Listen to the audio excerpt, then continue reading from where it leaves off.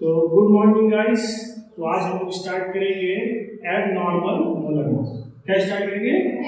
Abnormal molar मास। तो देखो abnormal molar मास बहुत ही इम्पोर्टेंट पार्ट है कॉम्पिटिटिव सिलेबस के हिसाब से, ठीक है, क्योंकि मोस्ट ऑफ द क्वेश्चंस आपके एबनॉर्मल मोलर मास से ही उठाए जाते हैं।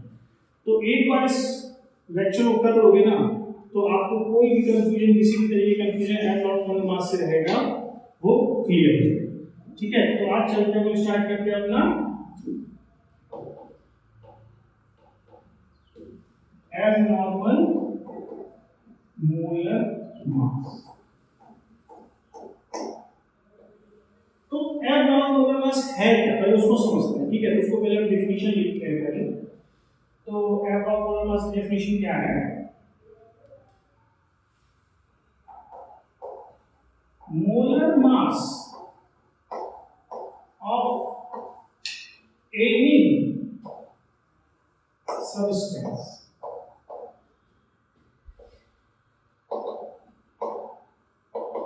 determined by using any of the colligative property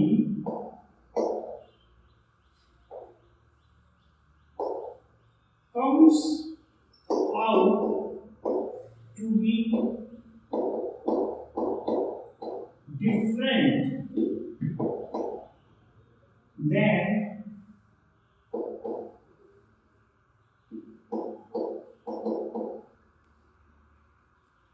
theoretical expected value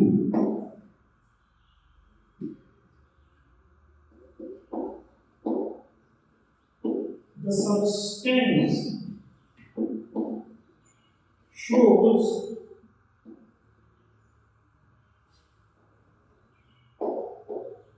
abnormal molar mass। ठीक है, आराम से समझते हैं, पहले आराम से दो लाइन बाय लाइन। ठीक है, बहुत बहुत सिंपल डेफिनेशन, कोई भी आपको कंफ्यूजन नहीं होगा। बोला है molar mass of any substance, जैसे आपकी कॉलिगेटिव प्रॉपर्टी पूरी किस पे डिपेंड करेगी? मोलर मास अपन वो सब्सटेंस निकाल लेते हैं, तो molar mass of any substance, molar mass of any substance determined by using any of the colligative property, किसी भी कॉलिगेटिव प्रॉपर्टी की मदद से आप जो मोलर मास निकालोगे। कॉलिगेटिव प्रॉपर्टी कौन सी?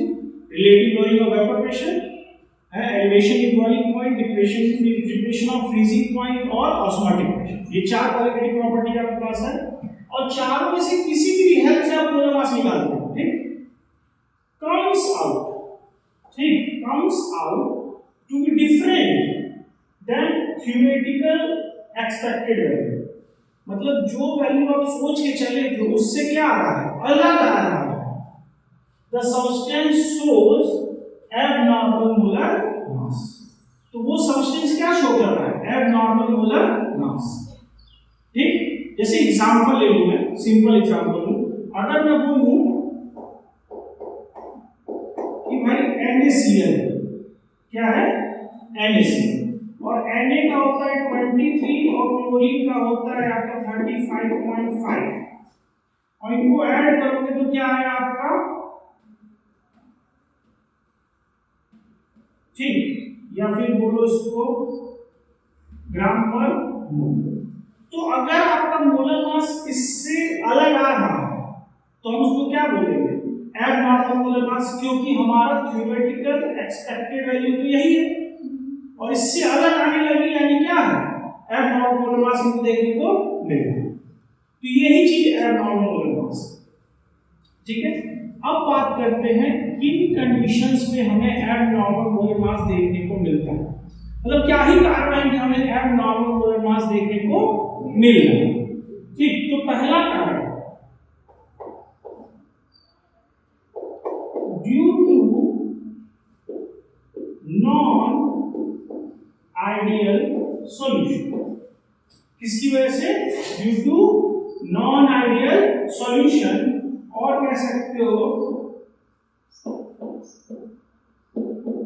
कंसंट्रेटेड सॉल्यूशन, क्या कह सकते हो, कंसंट्रेटेड सॉल्यूशन कह सकते हो। ठीक, अभी समझाते हैं मतलब ये क्या है, क्यों है। फिर due to dissociation of substance, due to dissociation of substance, और तीसरा due to association of substance. ये तीन कारण हैं जिनकी वजह से आपको क्या देखने को मिलता है, एबनॉर्मल मोलर मास देखने को मिलता है। एक एक करके समझते हैं। Due to non ideal solution और क्या लिखा है, कंसंट्रेटेड सॉल्यूशन। तो होता क्या है कि जब आप के सॉल्यूशन में कंसंट्रेशन ज्यादा हो जाता है, क्योंकि आपने पहले मान के चला था क्या, सारे के सारे कोलिगेटिव प्रॉपर्टी राउल्स लॉ की मदद से निकलते हैं। किसकी मदद से, राउल्स लॉ की मदद से करते हैं। और उसका कंडीशन था कि सॉल्यूशन क्या होना चाहिए, डाइल्यूट होना चाहिए। क्या होना चाहिए, डाइल्यूट। अब अगर आप अपने सॉल्यूशन में कंसंट्रेशन क्या कर दोगे, हाई कर दोगे, तो हाई कंसंट्रेशन होने की वजह से जो मॉलिक्यूल है आपका पास पास है, because of intermolecular force of attraction. ठीक है, और डाइल्यूट जब होता है तो आपका मॉलिक्यूल क्या करेगा, दूर तो रहेगा, सिंपल सी बात है। तो पास पास होने की वजह से उनका कंसंट्रेशन हाई होने की वजह से मॉलिक्यूल पास पास होते हैं because of intermolecular force of attraction. तो इंटरमॉलिक्यूलर फोर्स ऑफ अट्रैक्शन होने की वजह से क्या होता है, उनका मास ज्यादा निकलने लगता है या फिर कम निकलता है। ठीक है, बात समझ में आया। देखो जो मॉलिक्यूल पास पास आ जाएंगे, जो मॉलिक्यूल पास पास आ जाएंगे तो आपकी एबनॉर्मलिटी दिखने लगेगी। ऑलरेडी वैसे मॉलिक्यूल अलग अलग थे तो कोई पास होने का और अलग होने का कोई मतलब ही नहीं है, तो उसमें एबनॉर्मलिटी का कोई सेंस नहीं बनेगा इस टाइम। मतलब जब कोई एसोसिएशन डिसोसिएशन की बात नहीं हो रही है, मॉलिक्यूल कंसंट्रेटेड है, कंसंट्रेटेड होने की वजह से क्या हुआ, सिर्फ वो पास पास है। पास पास क्यों आता है, क्योंकि जाहिर सी बात है उनके बीच में सेम फोर्स लगता है, इंटरमॉलिक्यूलर फोर्स ऑफ अट्रैक्शन वो काम कर रहा था, उसकी वजह से क्या देखने को मिला, एबनॉर्मल मोलर मास देखने को मिला। इसका कांसेप्ट बहुत कम यूज करता है, सबसे ज्यादा कांसेप्ट यूज होता है इन दोनों, किसका किसका, ड्यू टू डिसोसिएशन और ड्यू टू एसोसिएशन। डिसोसिएशन का सिंपल मतलब है कि आपका जो मॉलिक्यूल है वो क्या हो रहा है, टूट जा रहा है। मतलब आपने एक मॉलिक्यूल डाला था लेकिन वो पानी में जाते ही दो हिस्से में बट गया, इस चीज को क्या बोलते हैं, डिसोसिएशन। तो ड्यू टू डिसोसिएशन, तो जैसे कुछ सब्सटेंस है जिनका डिसोसिएशन होता है वो आपके क्या हो गए, NaCl हो गए, आप मान लो MgCl2 मान लो, BaCl2 मान लो, NaOH मान लो। तो ऐसे सब्सटेंस जो डिसोसिएट होते हैं जिसको बोला जाता है इलेक्ट्रोलाइट, क्या बोला जाता है, इलेक्ट्रोलाइट। और क्लास 11th में आपने इक्विलिब्रियम चैप्टर में आयनिक इक्विलिब्रियम में बहुत डिटेल में इलेक्ट्रोलाइट्स के बारे में पढ़ा है कि क्या होते हैं, वो स्ट्रांग भी होते हैं और वीक भी होते हैं। ये दोनों तरह के इलेक्ट्रोलाइट होते हैं। तो स्ट्रांग क्या होगा उसकी अलग कहानी है, वीक क्या होगा उसकी अलग कहानी है। लेकिन ये सब के सब क्या होंगे, डिसोसिएट होंगे, टूटेंगे। कम टूटेंगे या ज्यादा टूटेंगे उसकी बात हम नहीं कर रहे हैं। क्यों, क्योंकि स्ट्रांग इलेक्ट्रोलाइट वो इलेक्ट्रोलाइट होते हैं जो कि 100% डिसोसिएशन देखने को मिलता है उनके अंदर, और वीक इलेक्ट्रोलाइट वो इलेक्ट्रोलाइट होते हैं जो कि 5%, 10% या उससे भी कम अमाउंट में डिसोसिएट होते हैं, यानी टूटते हैं। अब बात होती है सर इलेक्ट्रोलाइट क्या होते हैं, तो ऐसे सब्सटेंस का solution which can conduct electricity। ठीक है, ऐसे क्या नाम है, ऐसे सब्सटेंस का सॉल्यूशन जो क्या करे, इलेक्ट्रिसिटी को कंडक्ट कर सके, वो क्या होते हैं, इलेक्ट्रोलाइट। अब हमें क्या देखने को मिल रहा है, एसोसिएशन। क्या हो रहा है, एसोसिएशन मतलब वो जुड़ रहे हैं। तो आपने डाइमर का नाम सुना होगा, ट्राइमर का नाम सुना होगा, वो क्या होते हैं, जुड़ जाते हैं आपस में। ठीक है, क्लियर होगी बात। तो जैसे मैं बात करूं एसोसिएशन, वो सब्सटेंस जो जुड़ जाते हैं, ये सब टूटेंगे किसमें, वाटर में। किसमें टूटेंगे, लेकिन अगर मैं इसे ऑर्गेनिक सॉल्वेंट में डालूंगा तो ये टूटेंगे नहीं, इनका ना ही टूटना दिखेगा। ठीक है, बात समझना। टूटना कहां दिख रहा है? जब आप इसे पानी में डालोगे, लाइक फोर्सेस वाले सब्सटेंस में डालोगे तो टूटेगी, अनलाइक फोर्सेस वाले सब्सटेंस में डालोगे तो टूटेगा नहीं। जैसे हम इसे ऑर्गेनिक सॉल्वेंट में डाल दें, जैसे CCl4 में डाल दें, हम बेंजीन में डाल दें तो ये टूटेगा नहीं।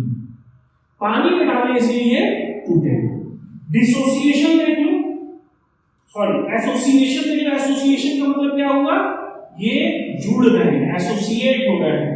तो आपका एसोसिएट कौन होगा? CH3COOH। और कौन एसोसिएट होगा? आपका बेंजीन रिंग है, और बेंजीन रिंग में COOH, ये भी जुड़ेगा। फिर आपका फिनॉल भी जुड़ेगा।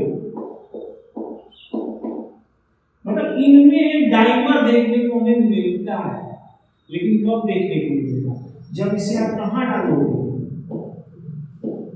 बेंजीन में डालोगे। कहां डालोगे? बेंजीन में डालोगे। मतलब सेम फोर्स ऑफ अट्रैक्शन वाले में डालोगे तो इसमें हमें फिर क्या देखने को मिलेगा? एसोसिएशन देखने को मिलेगा। ठीक है, अगर इसी सेम सब्सटेंस को पानी में डालोगे, किसमें? पानी में, तो डिसोसिएट होगा। आपको पता है एसिटिक एसिड एसिडिक प्रॉपर्टी रखता है, वीक ही एसिड होता है, लेकिन जब भी आप इसे क्या करते हो? पानी में डालते हो तो एसिटेट आयन और हाइड्रोजन आयन के उसमें टूटता है, H+ और CH3COO- में टूट जाता है। मतलब सेम सब्सटेंस पानी में क्या होगा? टूटेगा और बेंजीन रिंग में जुड़ेगा। अगर NaCl की बात करें तो NaCl बेंजीन रिंग में NaCl ही रहेगा, लेकिन वो क्या रहेगा? पानी में टूट जाएगा। तो इस बात का भी हमें ध्यान रखना है कि जिस सब्सटेंस के साथ सॉल्यूशन मिला रहे हैं तो हमारा सॉल्वेंट क्या है। तो इन कारणों की वजह से एबनॉर्मल मोलर मास देखा। बात समझ में आया? इन कारणों की वजह से क्या देखा गया? एबनॉर्मल मोलर मास देखा गया। तो हम एक फैक्टर इंट्रोड्यूस करते हैं, ठीक है, जिससे हमारा एबनॉर्मलिटी क्या हो? कंट्रोल हो। ठीक है, हम एक फैक्टर यूज करते हैं, उस फैक्टर का नाम क्या है?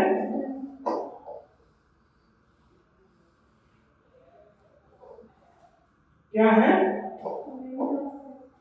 Bond of factor. क्या है ये? बॉन्ड ऑफ फैक्टर, जिसको हम डिनोट करते हैं I से। मैथ वाले आयोटा बोलते हैं, हम लोग क्या बोलते हैं? बॉन्ड ऑफ फैक्टर बोलते हैं। ठीक है, तो अगर आप इस वैल्यू को इंट्रोड्यूस करा दोगे अपने कोलिगेटिव प्रॉपर्टीज में, तब जितनी प्रॉब्लम पहले एबनॉर्मलिटी देखने को मिल रही थी वो देखने को नहीं मिलेगी। बात समझ में आया? तो मतलब जो प्रॉब्लम हमें फेस करनी पड़ रही थी, एबनॉर्मल क्यों दिख रहा था, वो हमें इन्हीं की वजह से दिख रहा था। तो हमने एक नया फैक्टर इंट्रोड्यूस कर दिया जिसको जो उसको क्या कर दे रहा है? न्यूट्रलाइज कर दे रहा है एक तरीके से। ठीक है, तो उस फैक्टर का नाम है बॉन्ड ऑफ फैक्टर। तो इसका फॉर्मूला देखने की कोशिश करोगे कि मतलब इसका फॉर्मूला क्या होता है, तो आपको पहले समझना है आफ्टर अपॉन बिफोर। क्या समझना है? आफ्टर अपॉन बिफोर मतलब आपका सब्सटेंस सॉल्वेंट में जाने के बाद। ठीक, आपका सब्सटेंस सॉल्वेंट में जाने के बाद क्या होगा, और जब आपका सब्सटेंस सॉल्वेंट में नहीं गया था उससे पहले। तो हम क्या हमेशा याद रखेंगे? After upon before. ये कोई फॉर्मूला नहीं है, ये कोई फॉर्मूला नहीं है, एक सोचने की बात है, कांसेप्ट है समझने की कि चीजें आफ्टर अपॉन बिफोर। तो इसका मतलब क्या है?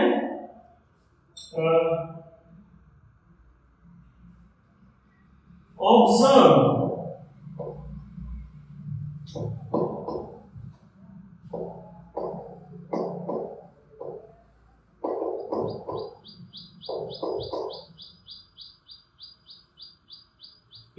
ऑब्जर्व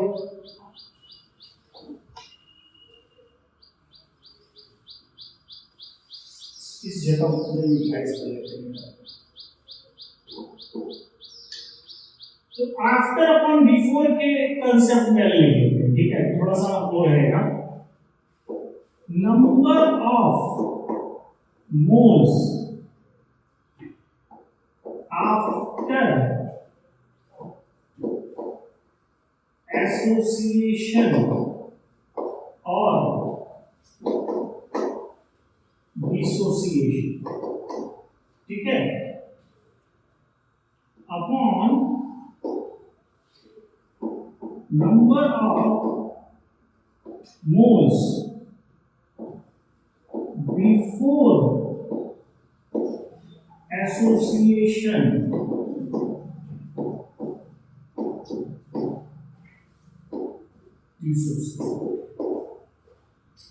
क्लियर होगी बात समझ में आई? आफ्टर और बिफोर का सेंस क्या है? मतलब आपने जब सब्सटेंस को पानी में डाला था तो डालने के बाद उसका मोल बढ़ा था, घटा था, क्या हुआ था वो हमको नहीं पता, लेकिन बाद की क्या सिचुएशन थी वो लिख लेंगे। और अपॉन आपने जब पानी में डाला या फिर अपने सॉल्वेंट में नहीं डाला, उससे पहले उसका मोल कितना था वो, ठीक है। फिर उसी तरह आता है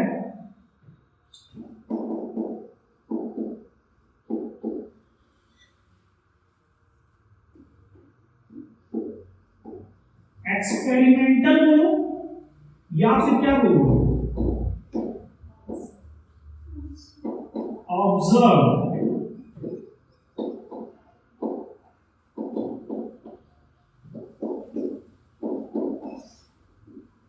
ठीक है, एक्सपेरिमेंटल बोलो या फिर ऑब्जर्व। तो बाद की जो वैल्यू है वो बिना एक्सपेरिमेंट किए, बिना ऑब्जर्व किए आपको पता नहीं चलेगी। पहले की तो आपको पता ही है क्या है।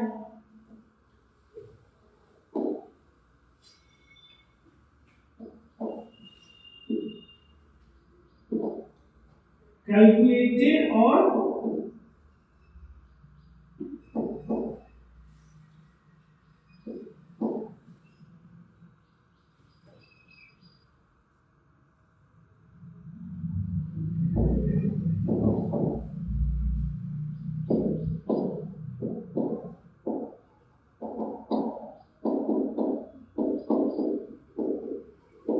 ठीक है।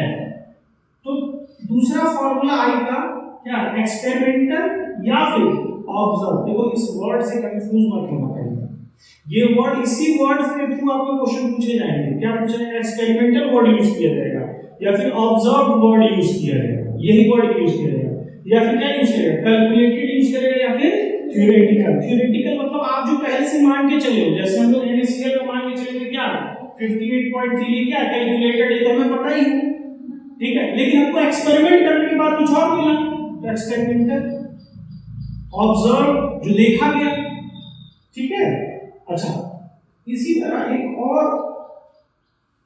फॉर्मूला इसको बोलते हैं, मतलब बेसिकली कहीं से आया नहीं है, इसी चीज से डिराइव हुआ, इससे पहले वाले से, ठीक है। तो मैं लिखूं कि बोला क्या है, number of moles after dissociation association होगा, तो नंबर ऑफ मोल्स क्या होता है, given weight upon molar mass, given weight upon molar mass. अच्छा, किसी भी सब्सटेंस का वेट आपने जितना डाला था वो चेंज होगा, वेट तो चेंज नहीं होगा। क्यों वेट नहीं चेंज होगा, मतलब गिवन वेट अगर मैं बोल दूं यहां, अगर मैं बोल दूं given weight upon molar mass, और इस पूरे को क्या बोलूं आफ्टर, और upon given weight upon molar mass, इसको क्या बोलूं बिफोर। तो गिवन वेट क्या होगा, सेम होगा। गिवन वेट तो चेंज, वेट थोड़ा ना चेंज होगा, वेट तो उतना ही। तो अगर मैं इसको गिवन वेट W बोलूं, लेकिन मोलर मास क्या होगा, ये एक्सपेरिमेंटल हो जाएगा, क्या हो जाएगा एक्सपेरिमेंटल या फिर ऑब्जर्व, तो molar mass observe, molar mass तो चेंज हो जाएगा ना, अपॉन गिवन वेट पहले का ही रहेगा, गिवन वेट तो नहीं रहेगा, लेकिन मोलर मास क्या है पहले वाला रहेगा, यानी कैलकुलेटेड वाला रहेगा। क्या रहेगा, कैलकुलेटेड, मतलब MC हो जाएगा। कौन सा रहेगा, कैलकुलेटेड रहेगा, बात सुन रहे हैं? तो वेट से वेट क्या हो गया, कैंसिल हो गया। तो ये जो वैल्यू आएगी ये चीज ऊपर चली जाएगी और ये चीज नीचे होगी। तो मतलब molar mass calculated upon molar mass observe. तो इसी के केस में सिर्फ आफ्टर अपॉन बिफोर नहीं होता, इसी के केस में सिर्फ आफ्टर अपॉन बिफोर नहीं होता है, बाकी सारे केस में क्या होता है after upon before. Molar mass के केस में क्या होता है, molar mass calculated upon molar mass observe. Calculated मतलब क्या है बिफोर और ऑब्जर्व मतलब बाद में, आफ्टर वाला है, ठीक है। इसी को बोलते हैं, इसी को इस तरह बोल के लिखा जाएगा। लिखा आप बुक में देखोगे तो लिखा जाएगा नॉर्मल मोलर मास अपॉन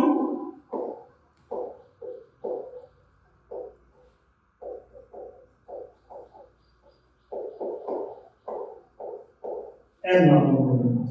और यही आपका क्या है M C upon M O, और यही आपका क्या है आई, यही आपका क्या है आई।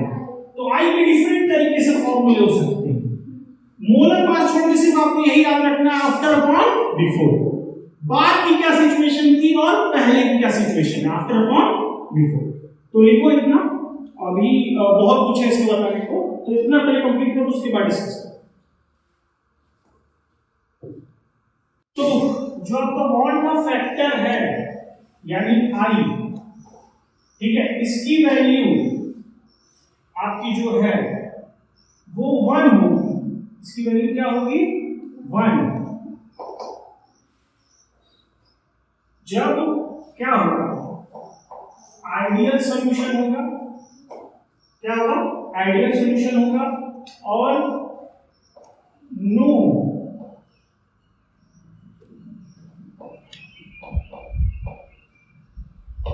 डिसोसिएशन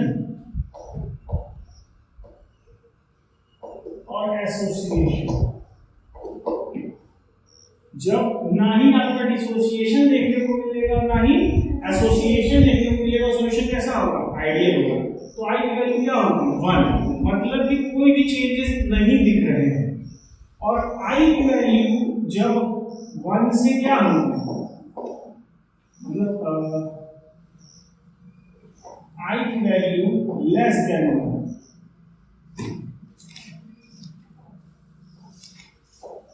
आई की वैल्यू लेस देन 1 कब होगी, मतलब छोटी कब होगी, जब आपका डिनोमिनेटर क्या होगा बड़ा होगा और न्यूमरेटर क्या होगा छोटा होगा।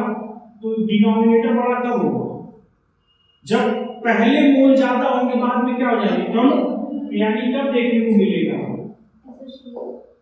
एसोसिएशन में देखने को मिलेगा। अभी सब एग्जांपल के थ्रू दिखाएंगे, परेशान ना हो, आपको एक एक एग्जांपल के थ्रू दिखाएंगे ना आपको सारा क्लियर हो जाएगा। आई की वैल्यू ग्रेटर देन 1 कब होगी, जब आपका डिसोसिएशन देखने को मिलेगा।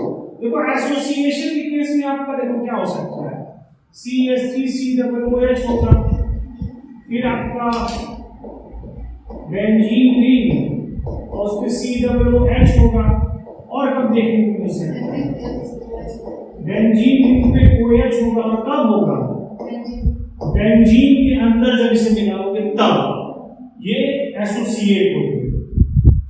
डिसोसिएशन कब होगा भाई, आपका NaCl है, NaOH है, फिर आपका Al2SO4 है, जितने भी इलेक्ट्रोलाइट है, जितने भी आपके क्या हैं इलेक्ट्रोलाइट है, सभी के केस में होगा, चाहे थोड़ा टूटे चाहे पूरा टूटे, टूट तो हर एब्नॉर्मलिटी देखने को मिल ही रही है, ठीक है।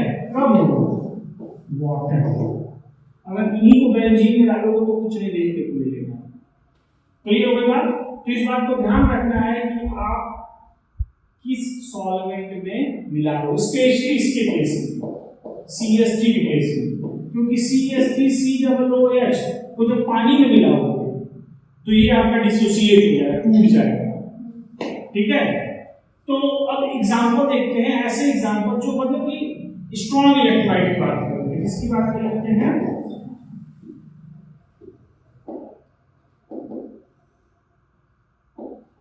अच्छा इसका एग्जांपल क्या होगा, इसका एग्जांपल होगा आपका शुगर।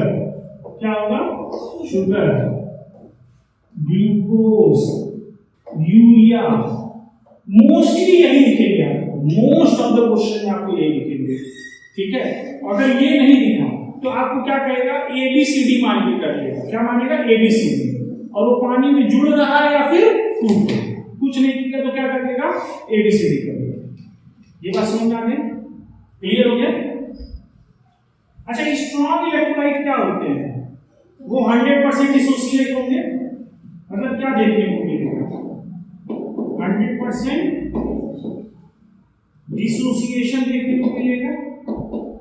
तो 100% डिसोसिएशन के केस में क्या होगा कि आई सपोज करो आपका NaCl क्या है, और वो पानी में जाके क्या बन जाएगा? Na+ और Cl- बनेगा। ठीक, आपने लिया था 100 मॉलिक्यूल लिया था किसका? NaCl। तो भैया इसमें 100 Na भी है और 100 Cl भी है। तो मतलब पहले आपका क्या है? Number of moles after association dissociation upon number of moles before association dissociation. तो आफ्टर बाद में कितने हो गए? 200, और पहले कितना था? 100।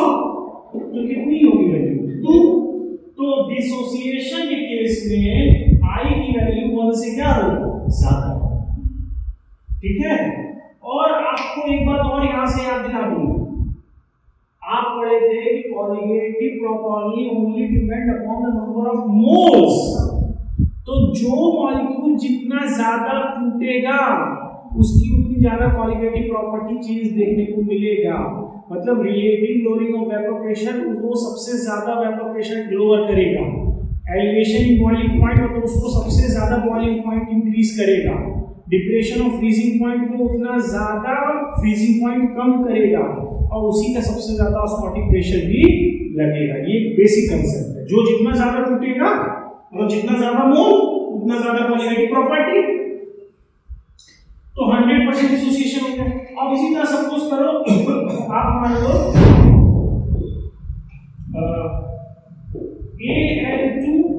Al2SO4 का होल प्राइस, और क्या हो रहा है? 100% डिसोसिएट हो रहा है। हम क्या मान के चल रहे हैं? 100% डिसोसिएट हो रहा है। तो अगर 100% डिसोसिएट हो रहा है तो आपको मिलेगा 2Al3+ और प्लस 3SO4 2-। आपने लिया कितना था? 100। कितना लेके चले थे? 100। बाद में ये एल्यूमिनियम यहाँ पे एक में 2 है, एक मॉलिक्यूल में 2 है, तो 100 मॉलिक्यूल में कितना हो जाएगा? 200। तो 200 एल्यूमिनियम हो गया। इसमें सल्फेट 100 मॉलिक्यूल पर 100 छोड़ो, एक मॉलिक्यूल में 3 सल्फेट है। दिख रहा है?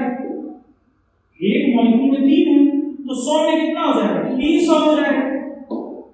तो आपको कितना देखने को मिला? आई की वैल्यू आपकी 500 अपॉन 100 यानी 5। क्या की वैल्यू? 5। तो जब भी डिसोसिएशन होगा वो वैल्यू 1 से ज्यादा होगा।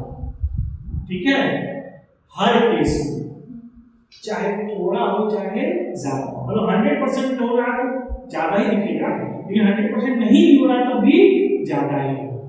अब बात कर लेते हैं यही पास में 100%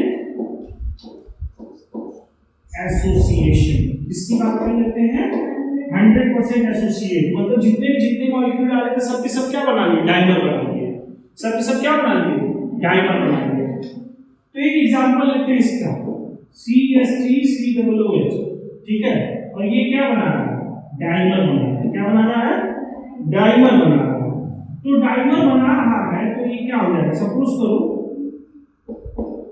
आपने 100 मॉलिक्यूल लिए थे CH3COOH, और जब डाइमर बनाया मतलब इसने क्या किया? CH3COOH और ये फिर CH3COOH के साथ जुड़ा, एक हो गया। पहले अलग थे, अब क्या हो गया? एक। यानी क्या हो गया? CH3COOH 2 हो गया, जुड़ गया ये। तो पहले आपने लिया था कितना? 100। पहले आपने कितना लिया था? 100। बाद में कितने हो जाएंगे 50, बाद में कितने हो जाएंगे 50 ना। कैसे? दो मॉलिक्यूल मिलके एक मॉलिक्यूल बना रहा है, दो मॉलिक्यूल मिलके एक मॉलिक्यूल बना रहा है, आराम से दो मॉलिक्यूल मिलके एक मॉलिक्यूल बना रहा है। तो 4 मिलके कितना हो जाएंगे 2, 10 मिलके कितना हो जाएंगे 100 मिलके कितना हो जाएंगे, तो कितना समझ में आया? तो 100 मिलके कितना था 50 बना रहा है, तो कितने हो जाएंगे इसके हिसाब से, ये कितना हो जाएगा 50, पहले 100 थे कितना हो गया 50। तो I की वैल्यू अगर देखना चाहोगे तो आफ्टर कितना है 50, बिफोर कितना है 100, मींस 1/2 यानी 0.5, I की वैल्यू लेस देन 1। क्लियर हो गया? सीधा सीधा कांसेप्ट है, कुछ नहीं, साफ दिख रहा है। आपका क्या बना रहा है डायग्राम, क्लियर हो गया? अब कोई चीज ट्राइमर बनाए, क्या बनाए ट्राइमर। तो सपोज करो आपने लिया था ए, क्या कर रहा था क्या बना रहा है वो A3 बना रहा है। आपने 3 मोल लिया और बाद में जाके कितना मोल बना लिया 1 मोल।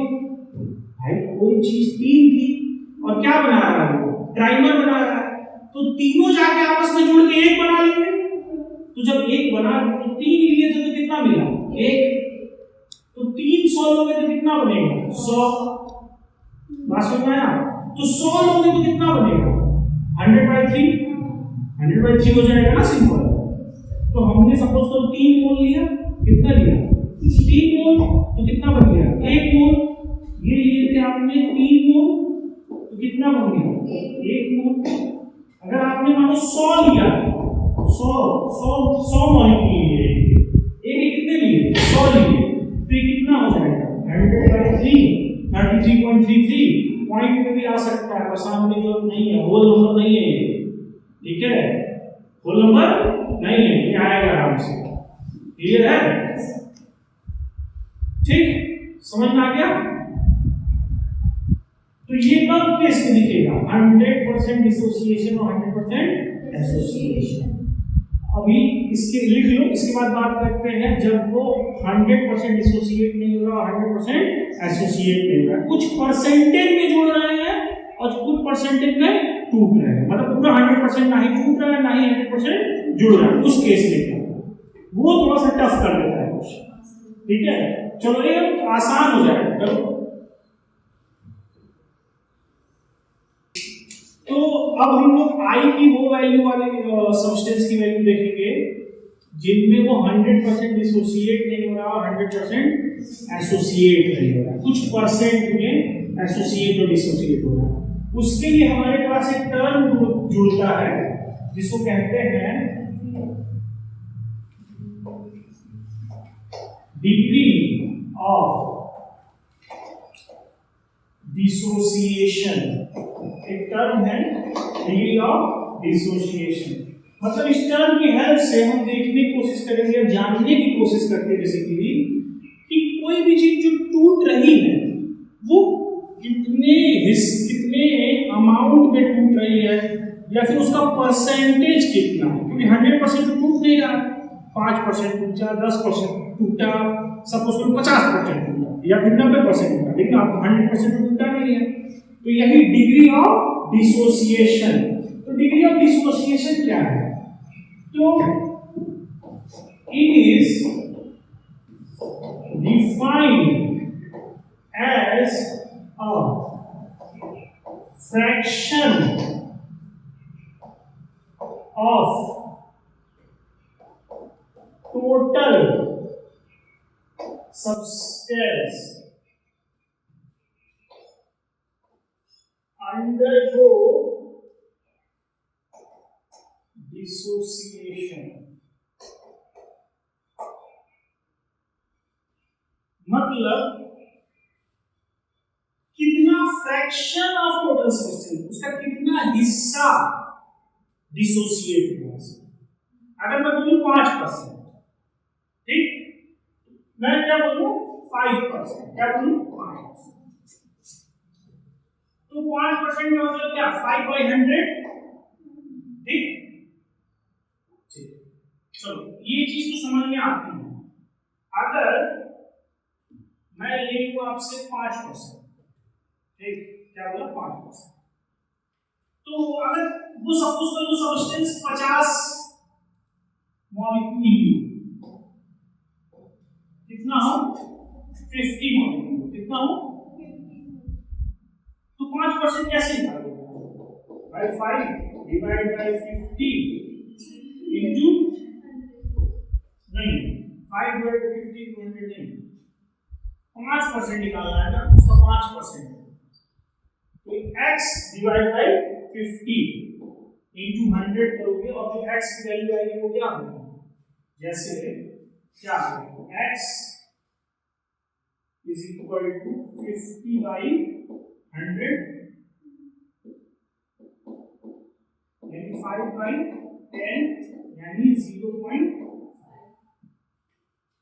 बात सुनना है, क्या हुआ, x की वैल्यू कितनी आ गई 50 ये आ गया। बोलो परसेंटेज क्या निकलता है, जैसे सपोज करो x अमाउंट था वो टूटा, कितने थे टोटल 50 थे, और परसेंटेज निकालना तो 100 से मल्टीप्लाई कर दिए, तो सिंपल क्या हुआ 50 यहाँ चला गया, 100 नीचे आ गया, तो इसको 0 0 कर दिया 5/10 यानी 0.5।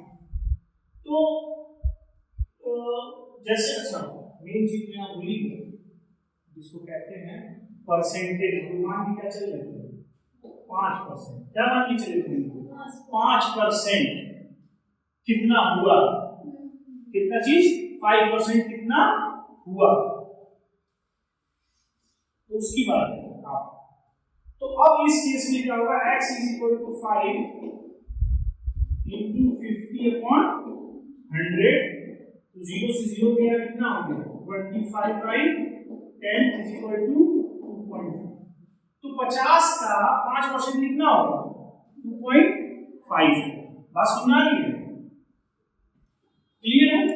तो अगर आप परसेंटेज निकालने में दिक्कत हो तो यही है, लेकिन अगर आपसे बोला 50% तो 50/100, अगर आपसे बोला 10% तो 10/100, ठीक है, अगर आपसे बोला है 5% तो 5/100, ठीक है, इतना चीज क्लियर हो। तो फ्रैक्शन का मतलब क्या, हिस्सा ना, कितना हिस्सा, टोटल का कितना हिस्सा क्या हुआ है टूटा है, that is degree of dissociation. इसको किससे डिनोट करते हैं, अल्फा से, ठीक। तो इसका अच्छा अल्फा को लिखोगे तो क्या लिखेंगे, number of moles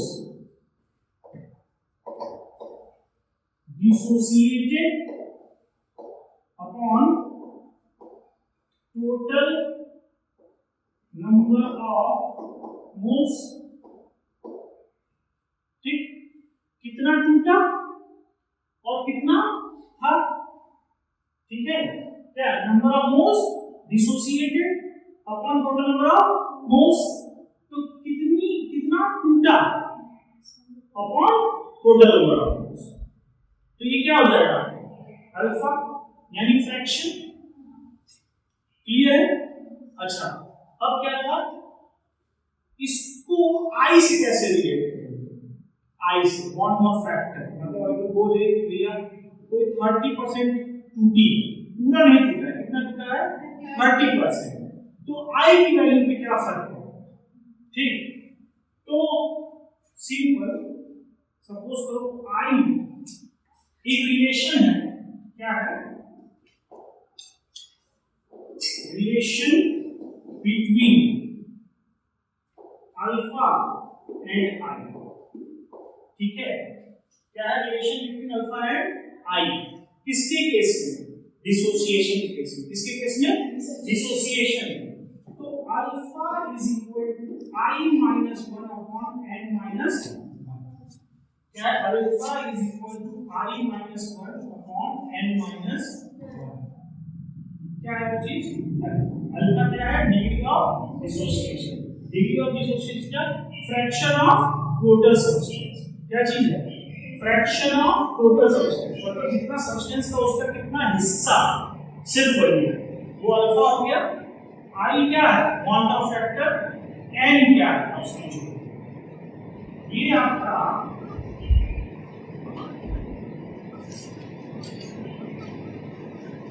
quantum factor हो गया। एन क्या है,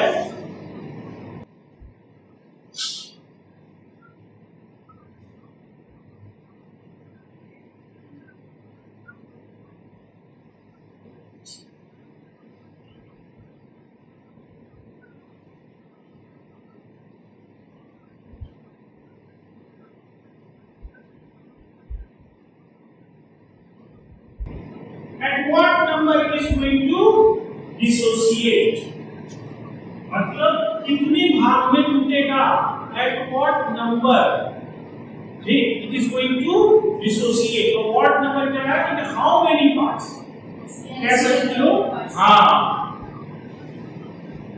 कह सकते हो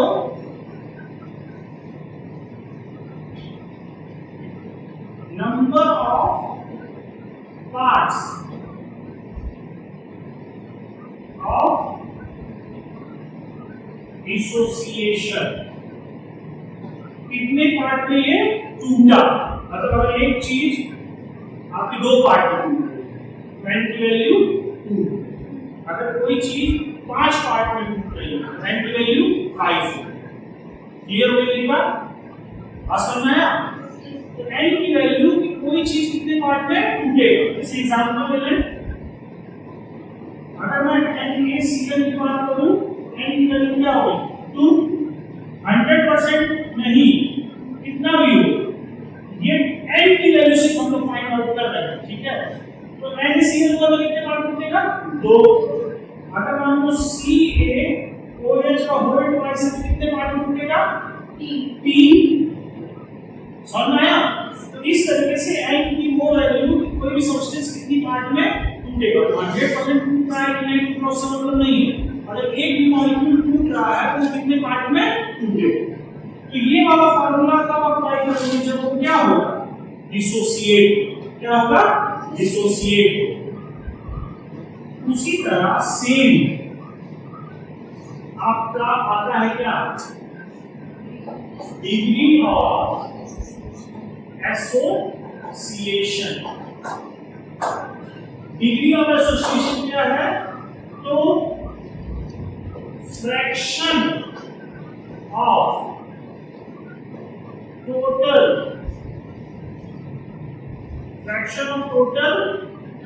substance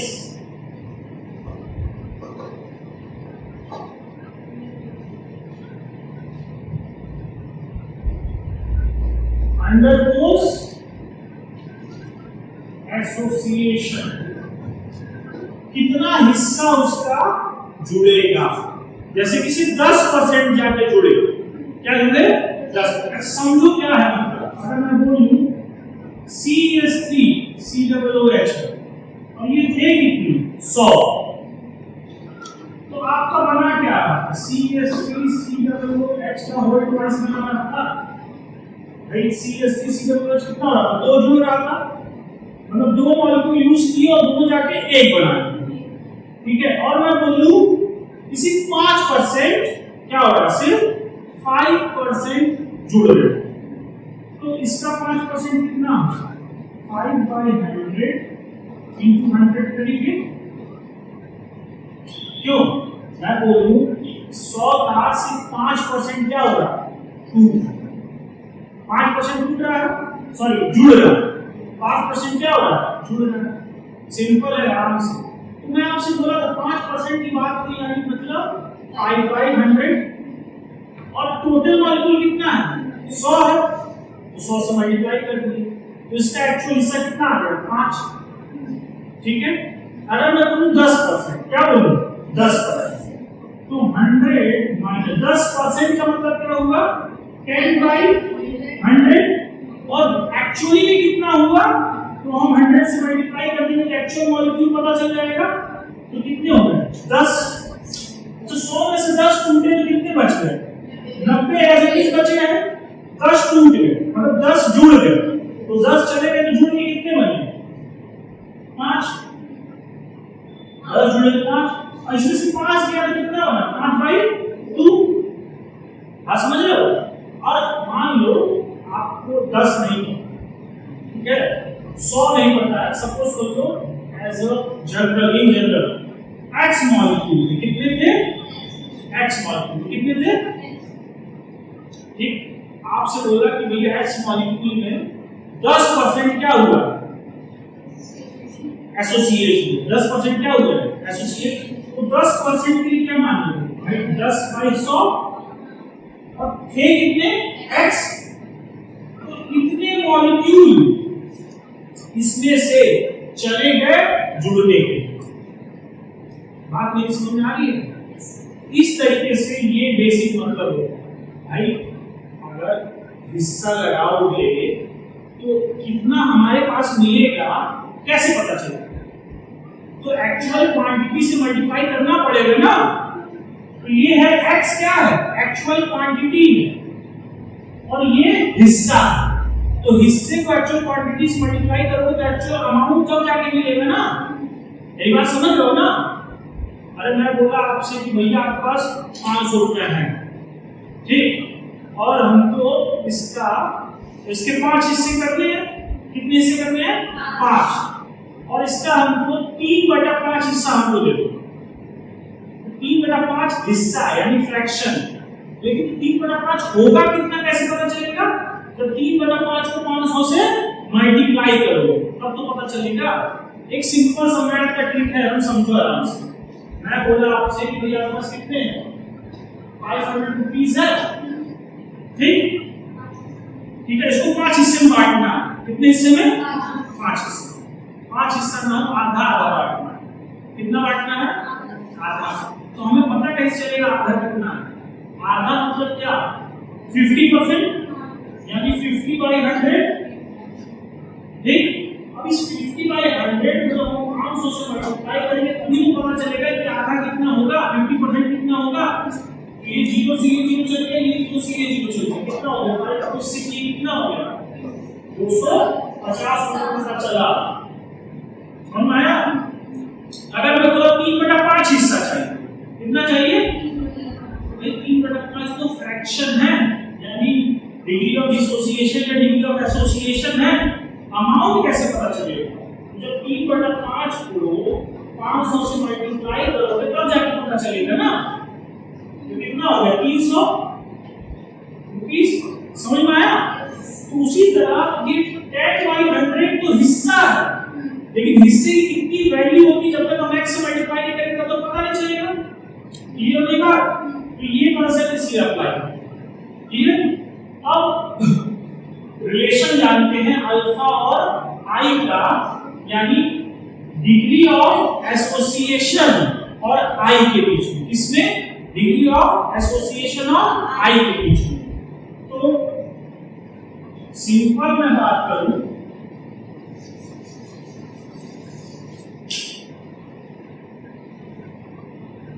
alpha is equal to I minus 1 upon 1 minus 1। ये रिलेशन है डिग्री ऑफ एसोसिएशन। ये क्या है? ये आपका है डिग्री ऑफ एसोसिएशन। ये आपका क्या है? बॉन्ड का फैक्टर। ये क्या है?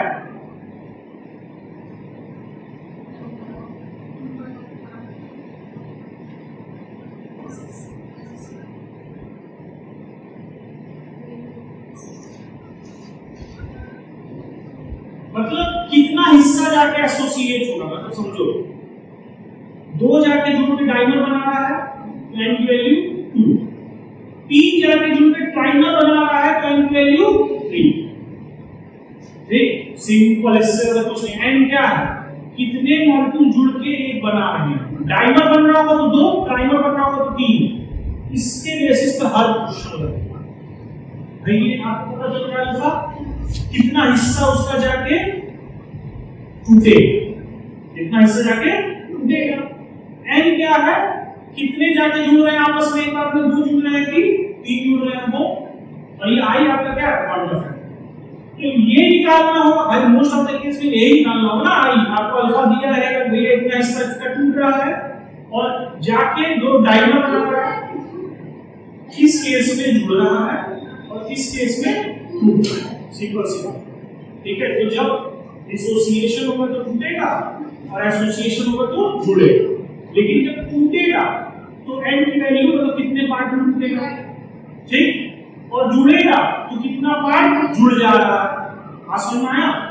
ये बहुत आसान फॉर्मूला है, इजी है और इसके बेसिस पे क्वेश्चंस लगेंगे। ठीक है, आप एकदम जो NaCl के लिए निकाले थे ना 2 और Al2SO4 का होल थ्राइस के लिए निकाले थे 5 आया, वो यहाँ निकाल सकते हैं। अल्फा की वैल्यू क्या रखो, 100%। 100% मतलब 100/100 यानी 1 हो गया, ठीक, क्लियर है। और n यहाँ टूट रहा था, इस फॉर्मूले में अंदर कितना टूट रहा था, 2 i के लोग में आप आ जाएगा 50/100, अल्फा 50% यानी 50/100, जितना परसेंट बोला है उतना बाई 100, 95% 95/100, 60% 60/100।